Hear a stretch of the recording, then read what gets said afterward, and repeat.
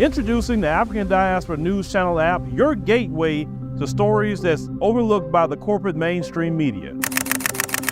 And we serve as the voice to the global Black community. Again, we got Dr. Candace Matthews. A lot of these documents, looking at.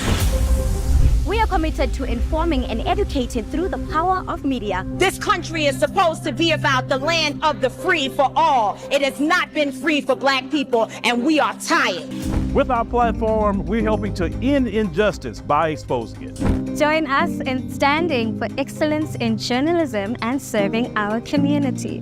Download the African Diaspora News. Hello and welcome. I am Victor Odion, and this is the African Diaspora News. I bring you quite a heartbreaking story from the Democratic Republic of Congo, DR Congo, where a Chinese-run gold mine is destroying one of the world's most unique and endangered ecosystems, putting the environment and local communities at grave risk.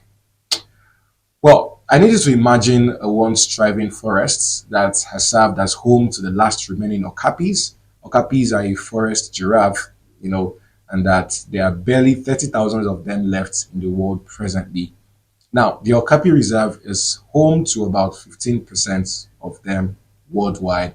Today, those trees are being cut down, the rivers polluted with toxic mining chemicals, taking the lives of fishes and other sea animals, and the land poisoned.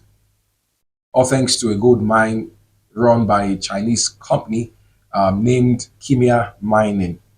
So this Chinese company is operating inside the Okapi Wildlife Reserve, which is supposed to be a UNESCO World Heritage Site, where they started mining illegally for decades. And because the place has vast mineral wealth as well, such as gold and diamonds. And you know that by standard, mining is prohibited in protected areas, right? Which of course includes the reserve. Now, employees and mining experts say the Chinese use mercury in their operations to separate gold from ore.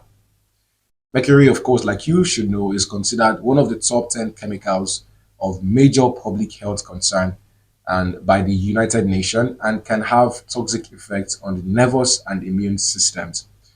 The people who call the forest home are already feeling the pain presently. Artisanal miners who once worked within the reserve have been pushed out, their livelihoods taken from them. For many of them, this was their only means of survival. As locals say, they have lost nearly everything. I mean, everything. Parents also complain that they no longer send their children to school, and the land they once farmed is now infertile, poisoned by the chemicals used in this mining operation. That's not even the catch. Guess what?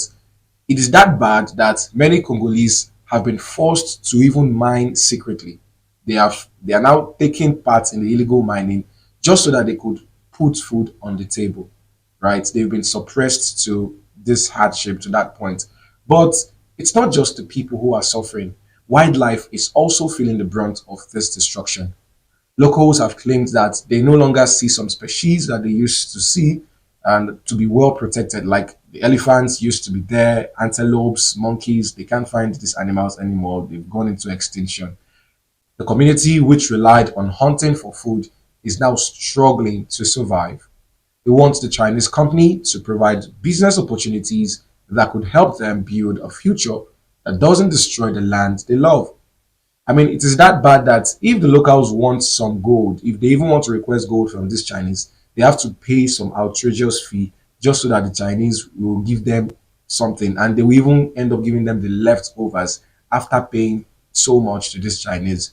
You will not even believe that the Chinese firm has been given the permit to mine on the land till 2048, like 2048. We are just about to step into 2025. So how many years is that? The government of Congo is caught in the middle of this crisis because there is an internal memo acknowledging the mining activity is illegal, but the process to stop it remains unclear. In fact, right groups have accused officials of turning a blind eye to the devastation, or worse, profiting from the destruction of this irreplaceable site.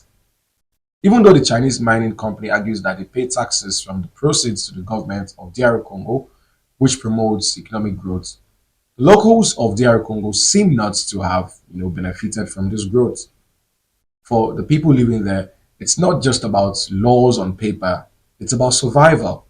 It's about their homes, it's about their wildlife and their future. As international pressure mounts, the world is really watching, really watching to see if Congo will act fast before it's too late, as it seems too late already.